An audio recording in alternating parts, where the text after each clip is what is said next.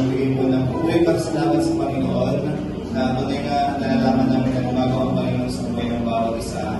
Dahil po kami nakatayo mga kapatid, ilang linggo na po kami sa biyaya ng Panginoon ay nagpapatuloy na ibigay yung aming kalakasan, yung mga kakayanan na pinagkaloob ng Panginoon. At patuloy kami nagkasa na mapaglingkuran ng Panginoon sa pamamagitan ng pigig ng bawat isa. At marami kami kasama ngayon at sino man po yung may nais na kagalakan na ipaglingkuran ng kanilang buhay sa Panginoon.